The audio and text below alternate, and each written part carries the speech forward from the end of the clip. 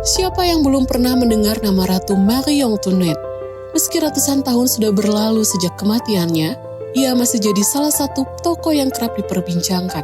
Selain dikenal memiliki paras cantik dan selera fashion yang memukau, ia juga banyak dikaitkan dengan revolusi Prancis yang berujung pada jatuhnya kekuasaan sang suami, Louis XVI, dan eksekusi mati mereka berdua.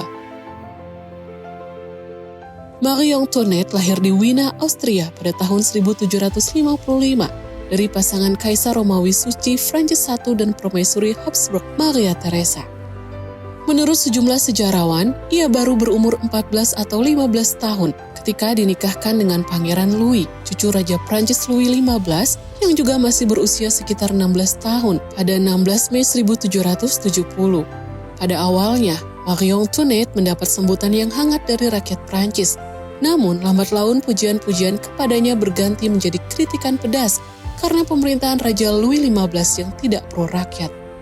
Hanya beberapa minggu setelah suaminya, Louis XVI naik tahta, Louis XVI mendapati dirinya dituduh mengambil bagian seperti kakeknya dalam keuntungan ilegal dari monopoli biji-bijian. Kendati orang-orang terdekat Marie Antoinette menyebut sang ratu memiliki kepekaan terhadap kehidupan rakyat, namun perhatian sang ratu terhadap mode dan keindahan dianggap berlebihan hingga membuatnya dicap boros. Pada 1776 misalnya, sang ratu menghabiskan biaya mencapai 100.000 livre hanya untuk aksesoris. Jumlah ini hampir menyamai anggaran untuk seluruh lemari pakaiannya yang diperkirakan sebesar 120.000 livre. Selain boros untuk fashion, sang ratu juga kerap menghabiskan waktu di arena pacuan kuda yang membuatnya pernah kehilangan hampir 500.000 livre pada 1777. Kebiasaan berpesta sang ratu pun juga menjadi perbincangan hangat di kalangan masyarakat. Koran dan pamflet beredar luas mengolok-olok perilaku boros ratu dan menyebarkan rumor aneh terkait dirinya. Tak butuh waktu lama hingga masyarakat mulai menyalahkan Marie Antoinette atas semua masalah di Prancis. Di sisi lain, kesulitan yang terjadi di Prancis sesungguhnya tak serta-merta disebabkan oleh sang ratu. Prancis yang terlibat perang kolonial pada abad ke-18 tengah terjerat utang yang sangat besar. Karena itu, rakyat biasa pun dibebankan pajak yang sangat tinggi.